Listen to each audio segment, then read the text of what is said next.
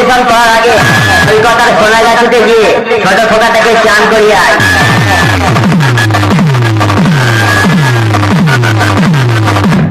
আমার সঙ্গে লড়তে আসবি, তা না হলে সালা লাগার উপর বেশ মেরে জিনিসটা ফেটে করে দেবো, লাগাল খেতে অসুবিধা হবে।